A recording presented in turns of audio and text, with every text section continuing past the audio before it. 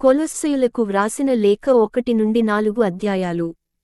అధ్యాయం 1. దైవేచ్ఛవల్ల యేసుక్రీస్తు ప్రభువు యొక్క అపొస్తలుడైన పౌలు నుండి, మరియు మన సోదరుడైన తిమోతి నుండి, 2 విశ్వాసంతో పరిశుద్ధతలో సోదరులుగా క్రీస్తులో ఐక్యత పొంది జీవిస్తున్న కొలొస్సె పట్టణంలోని పవిత్రులకు, మన తండ్రియైన దేవుడు మీకు శాంతిని, కృపను ప్రసాదించుగాక. 3 మేము మీ గురించి విన్నందుకు మన యేసు ప్రభువుకు తండ్రి అయిన దేవునికి సర్వదా కృతజ్ఞులము. మేము మీకోసం దేవుణ్ణి ప్రార్థిస్తున్నాము.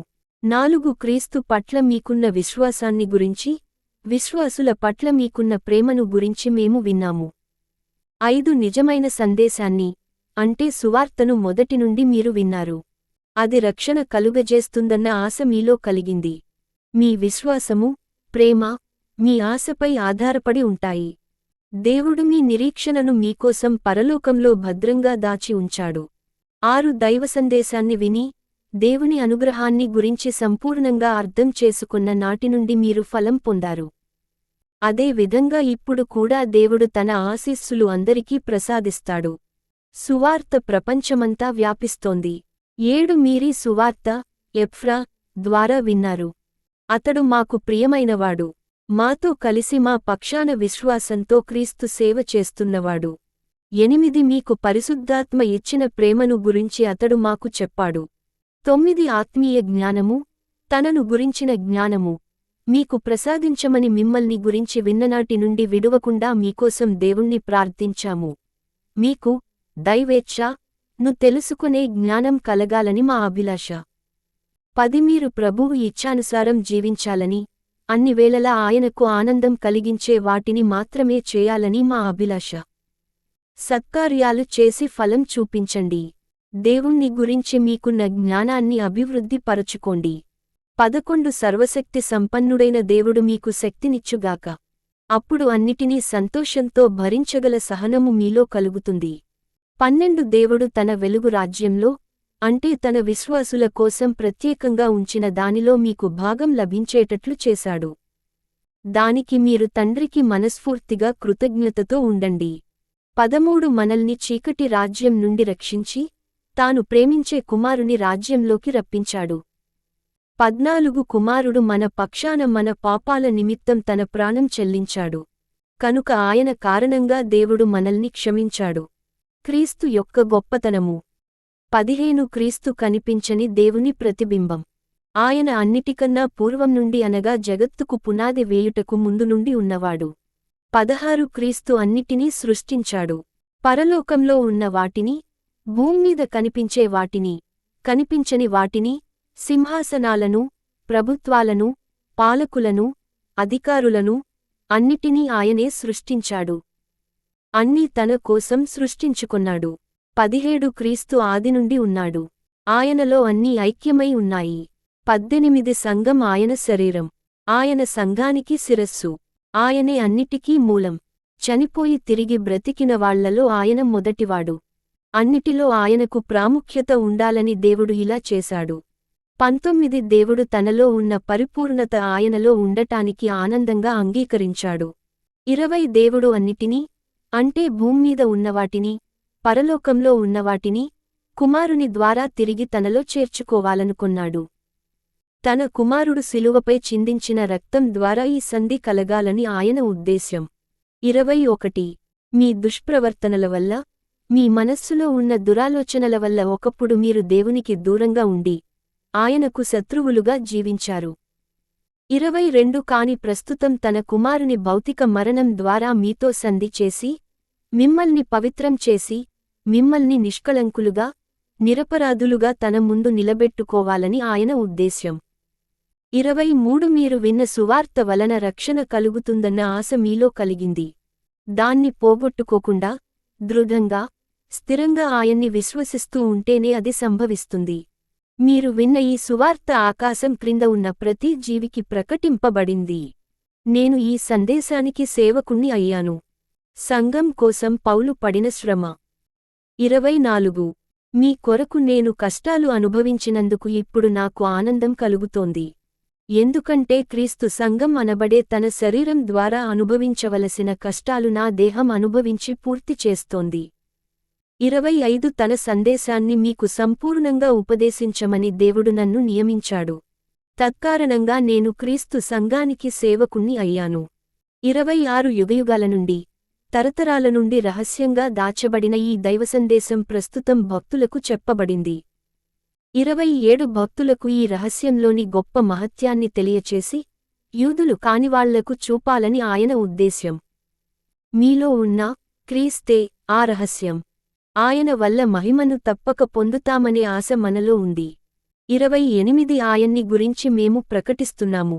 మాలో ఉన్న జ్ఞానాన్నంతా ఉపయోగించి ప్రతి ఒక్కరికీ బోధిస్తున్నాము, సలహాలిస్తున్నాము. ఈ విధంగా ప్రతి ఒక్కరినీ క్రీస్తు ద్వారా దేవుని ముందు ఆధ్యాత్మికతలో పరిపూర్ణత పొందినవాళ్లలా నిలబెట్టాలని మా ఉద్దేశ్యము. 29 దీన్ని సాధించటానికి నేను నా శక్తినంతా ఉపయోగించి కష్టపడి పని చేస్తున్నాను. నాలో ఉన్న ఈ బలవత్తరమైన శక్తి క్రీస్తు నాలో ఉండి పని చేయటం వల్ల కలుగుతోంది. అధ్యాయం 2. 1 మీకోసం, లవొదికయలో ఉన్నవాళ్లకోసం, నన్ను ఇంతవరకు కలుసుకోకుండా ఉన్నవాళ్లకోసం నేను ఎంత శ్రమిస్తున్నానో మీరు గ్రహించాలని నా కోరిక. 2 మీ హృదయాలు ధైర్యంతో నిండిపోవాలని, ప్రేమతో మీరు ఐక్యము కావాలని నా అభిలాష. అప్పుడు మీరు సంపూర్ణంగా అర్థం చేసుకోగలుగుతారు. అదే ఒక సంపద. ఈ విధంగా మీరు దేవుణ్ణి గురించి, అంటే క్రీస్తును గురించి రహస్య జ్ఞానం పొందుతారు. 3 క్రీస్తులో వివేకము, జ్ఞానము అనే సంపదలు దాగి ఉన్నాయి. 4 తీయటి మాటలతో మిమ్మల్నెవ్వరూ మోసం చెయ్యకుండా ఉండాలని మీకీ విషయాలు చెబుతున్నాను. 5 నేను శరీరంతో అక్కడ మీ దగ్గర లేకపోయినా నా ఆత్మ మీ దగ్గరే ఉంది. మీ క్రమశిక్షణను, క్రీస్తు పట్ల మీకున్న సంపూర్ణ విశ్వాసాన్ని చూసి నా ఆత్మ ఆనందిస్తోంది. క్రీస్తు వల్ల సంపూర్ణమైన జీవితం. 6 మీరు యేసుక్రీస్తును ప్రభువుగా స్వీకరించినట్లే ఆయనలో ఐక్యమై జీవించండి. 7 మీ వేర్లు ఆయనలో నాటి, ఆయనలో అభివృద్ధి చెందుతూ జీవించండి. మీకు ఉపదేశించిన విధంగా సంపూర్ణమైన విశ్వాసంతో ఉండండి. మీ కృతజ్ఞత పొంగిపోవాలి. 8 మోసంతో, పనికిరాని తత్వజ్ఞానంతో మిమ్మల్ని ఎవ్వరూ బంధించకుండా జాగ్రత్త పడండి. వాళ్ల తత్వజ్ఞానానికి మూలం క్రీస్తు కాదు. దానికి మానవుని సాంప్రదాయాలు, అతని నైజం వల్ల కలిగిన నియమాలు కారణం. 9 ఎందుకంటే, దేవుని ప్రకృతి క్రీస్తులో సంపూర్ణంగా మానవ రూపంతో జీవిస్తోంది. 10 మీరు ఆయనలో ఐక్యత పొందారు. కనుక మీకు ఆ సంపూర్ణత లభించింది. క్రీస్తు అన్ని శక్తులకు, అన్ని అధికారాలకు అధిపతి. 11 ఆయనతో మీకు కలిగిన ఐక్యత వల్ల మీరు సున్నతి పొందారు. ఈ సున్నతి మానవులు చేసింది కాదు. ఇది క్రీస్తు స్వయంగా చేసిన సున్నతి. పాపాలతో కూడుకొన్న ఈ దేహం నుండి విముక్తి పొందటమే ఈ సున్నతి. 12 మీరు బాప్తిస్మము పొందటం వల్ల క్రీస్తులో సమాధి పొందారు. క్రీస్తును బ్రతికించిన దేవుని శక్తి పట్ల మీకున్న విశ్వాసం వలన మిమ్మల్ని కూడా దేవుడు ఆయనతో సహా బ్రతికించాడు. అంటే బాప్తిస్మము వల్ల ఇది కూడా సంభవించింది. 13 మీరు చేసిన పాపాల వల్ల, పాపాలతో కూడుకొన్న ఈ దేహం నుండి స్వేచ్ఛ పొందకుండా మీరు గతంలో ఆత్మీయంగా మరణించారు. కాని దేవుడు మీ పాపాలన్నిటినీ క్షమించి, క్రీస్తుతో సహా మిమ్మల్ని బ్రతికించాడు. 14 ఆ పద్ధతులను గురించి, నియమాలను గురించి మనం వ్రాత మూలంగా అంగీకరించిన పత్రాన్ని, అది మనకు వ్యతిరేకంగా ఉంది కనుక, ఆయన దానిని తీసుకెళ్లి మేకులతో సిలువకు కొట్టాడు. 15 అధికారాలను, శక్తుల్ని పనికి రాకుండా చేసి వాటిని బహిరంగంగా హేళన చేసి, సిలువతో వాటిపై విజయం సాధించాడు. మానవకల్పిత నియమాలు పాటించకు. 16 అందువల్ల అన్నపానాల విషయంలో గాని, మత సంబంధమైన పండుగ విషయాల్లో గాని, అమావాస్య పండుగ విషయంలో గాని, యూదుల విశ్రాంతి రోజు విషయంలో కాని ఇతరులు మీపై తీర్పు చెప్పకుండా జాగ్రత్తపడండి. 17 ఇవి నీడలా రానున్న వాటిని సూచిస్తున్నాయి. కాని సత్యం క్రీస్తులో ఉంది. 18 కొందరు తాము దివ్యదర్శనం చూశామని, కనుక తాము గొప్ప అని చెప్పుకుంటారు. అతి వినయం చూపుతూ దేవదూతల్ని పూజిస్తుంటారు. వాళ్లు మిమ్మల్ని అయోగ్యులుగా పరిగణించకుండా జాగ్రత్తపడండి. వాళ్లు ప్రాపంచిక దృష్టితో ఆలోచిస్తారు, కనుక నిష్కారణంగా గర్విస్తూ ఉంటారు. 19 శిరస్సు కారణంగా కీళ్లు, నరాలు దేహాన్ని ఒకటిగా ఉంచి ఆ దేహానికి శక్తిని కలిగిస్తున్నాయి. శిరస్సు కారణంగా దేవుని ఆదేశానుసారం ఆ దేహం అభివృద్ధి చెందుతూ ఉంటుంది. అలాంటి శిరస్సుతో వాళ్ళు సంబంధం తెంచుకున్నారు. 20 మీరు క్రీస్తుతో మరణించినప్పుడే ఈ ప్రపంచం యొక్క ప్రాథమిక నియమాల నుండి స్వేచ్ఛను పొందారు. మరి అలాంటప్పుడు ఈ ప్రపంచానికి చెందినవాళ్లైనట్లు ఆ ప్రాథమిక నియమాలను ఎందుకు పాటిస్తున్నారు? 21 ఇది వాడకు, దాన్ని రుచి చూడకు, ఇది ముట్టుకోకు. 22 ఈ నియమాలు మానవుల ఆజ్ఞలతో, బోధలతో సృష్టింపబడినవి కనుక అవి వాడుక వల్ల నశించిపోయే వస్తువుల్లాంటివి. 23 ఇలాంటి నియమాలు పైకి తెలివైనవిగా కనిపిస్తాయి. అవి దొంగపూజలకు, దొంగ వినయం చూపటానికి, దేహాన్ని అనవసరంగా, కఠినంగా శిక్షించటానికి ఉపయోగపడవచ్చు. కాని శారీరక వాంఛల్ని అదుపులో పెట్టుకోవటానికి పనికి రావు. అధ్యాయం 3 క్రొత్త జీవితం. 1 మీరు క్రీస్తుతో కూడా సజీవంగా లేచి వచ్చారు. ఆయన పరలోకంలో దేవుని కుడిచేతి వైపు కూర్చొని ఉన్నాడు. కనుక పరలోకంలో ఉన్నవాటిని ఆశించండి. 2 మీరు మరణించారు. ఇప్పుడు మీ ప్రాణం క్రీస్తుతో సహా దేవునిలో దాగి ఉంది. కనుక భూమ్మీద ఉన్నవాటిని కాకుండా పరలోకంలో ఉన్నవాటిని గురించి ఆలోచించండి. 4 క్రీస్తు మీ నిజమైన ప్రాణం. ఆయన వచ్చినప్పుడు మీరాయనతో సహా దేవుని మహిమలో భాగం పంచుకుంటారు. 5 మీరు మీ భౌతిక వాంఛల్ని చంపుకోవాలి. అంటే వ్యభిచారము, అపవిత్రత, మోహము, దురాశ, అత్యాశ. ఇవి ఒక విధమైన విగ్రహారాధన కనుక వీటన్నిటినీ వదులుకోవాలి. 6 వీటివల్ల దేవునికి కోపం వస్తుంది. 7 మీ గత జీవితంలో ఈ గుణాలు మీలో ఉన్నాయి. 8 కాని ఇక మీరు ఆగ్రహాన్ని, ద్వేషాన్ని, దుష్టత్వాన్ని వదులుకోవాలి. ఇతరులను దూషించరాదు, బూతులు మాటలాడరాదు. 9 మీరు మీ పాత స్వభావాల్ని, పద్ధతుల్ని వదిలివేశారు కనుక అసత్యములాడరాదు. 10 మీరు క్రొత్త జీవితం పొందారు.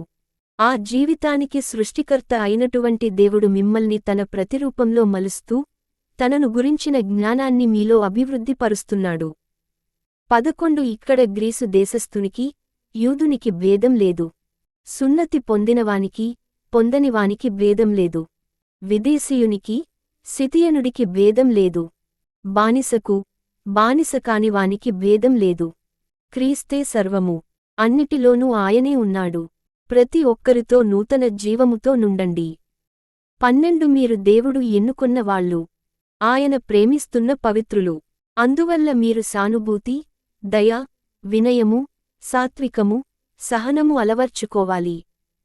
13 మీలో ఎవడైనా మీకు అన్యాయం చేసినవాడనిపిస్తే కోపగించుకోకుండా అతన్ని క్షమించండి. ప్రభువు మిమ్మల్ని క్షమించినట్లు మీరు కూడా ఇతరులను క్షమించండి. 14 అన్నిటికన్నా ముఖ్యంగా ప్రేమను అలవర్చుకోండి. అది సంపూర్ణమైన బంధాన్ని, పరిపూర్ణమైన ఐక్యతను కలుగచేస్తుంది. 15 క్రీస్తు కలుగచేసిన శాంతిని మీ హృదయాలను పాలించనివ్వండి. మీరు ఒకే శరీరంలో ఉండాలని దేవుడు మిమ్మల్ని పిలిచాడు. మీలో శాంతి కలుగచేయాలని ఆయన ఉద్దేశ్యం. కృతజ్ఞతతో ఉండండి.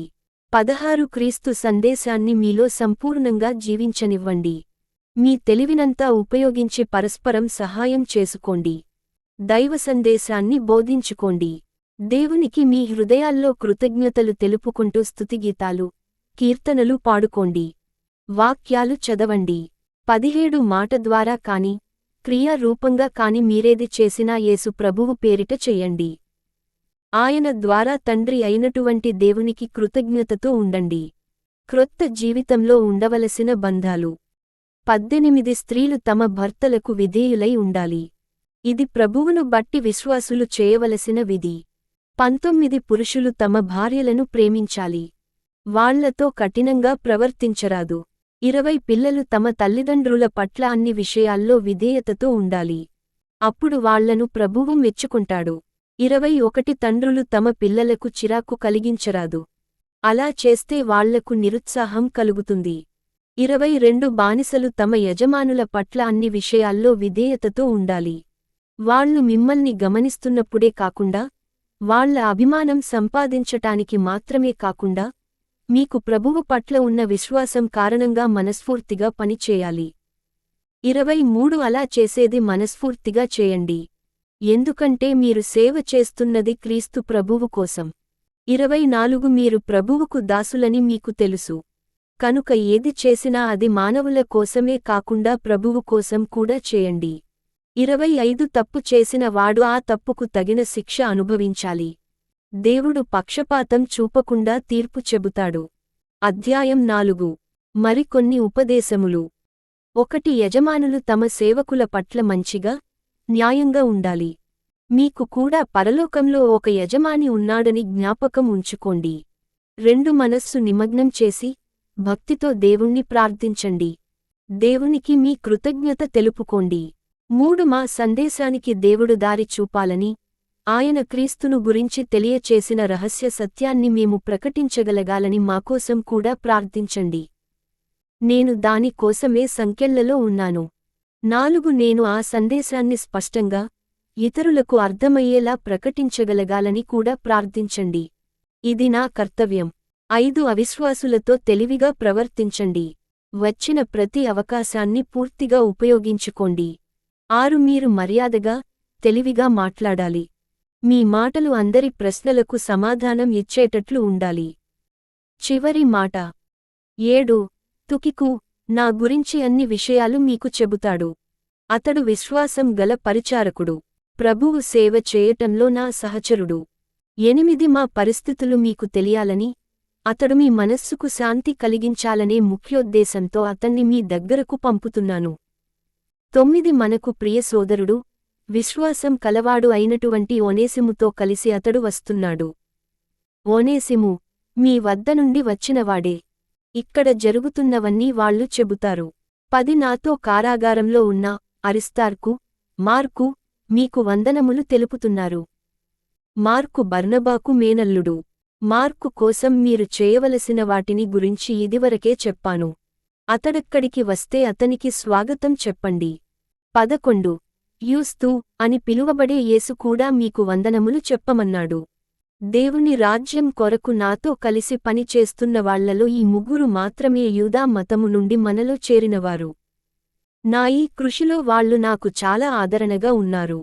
12 మీలో ఒకడైన ఎప్ఫ్రా మీకు వందనములు తెలుపుతున్నాడు. ఇతడు యేసుక్రీస్తు సేవకుడు. మీకు దైవేచ్ఛపై పూర్తిగా విశ్వాసం ఉండాలని, మీరు ఆత్మీయంగా పరిపూర్ణత పొందాలని, మీ కొరకు అతడు దేవుణ్ణి పట్టుదలతో ప్రార్థిస్తూ ఉన్నాడు. 13 ఇతడు మీకోసం, లవొదికయ, హియరాపొలి, గ్రామాలలోని వాళ్ల కోసం కష్టపడి పని చేస్తున్నాడని నేను గట్టిగా చెప్పగలను. 14 మన ప్రియమిత్రుడు, వైద్యుడైన లూకా మరియు దేమాయు మీకు వందనములు చెప్పుతున్నారు. 15 లవొదికయలోని సోదరులకు, నుంఫా కు, ఆమె ఇంట్లోని క్రీస్తు సంఘానికి నా శుభాకాంక్షలు. 16 ఈ లేఖను మీ సంఘంలో చదివాక, లవొదికయలోనున్న సంఘంలో కూడా చదివేటట్లు చూడండి. ఆ తర్వాత లవొదికయ నుండి వచ్చిన లేఖను మీ సంఘంలో చదవండి. 17 ప్రభువు అప్పగించిన కార్యాన్ని పూర్తి చెయ్యమని అర్కిప్పు తో చెప్పండి. 18 ఈ శుభాకాంక్షలు పౌలను నేను స్వయంగా నా చేతులతో వ్రాస్తున్నాను. నా సంకెళ్లను జ్ఞాపకం ఉంచుకోండి. దేవుని యొక్క అనుగ్రహం మీపై ఉండుగాక.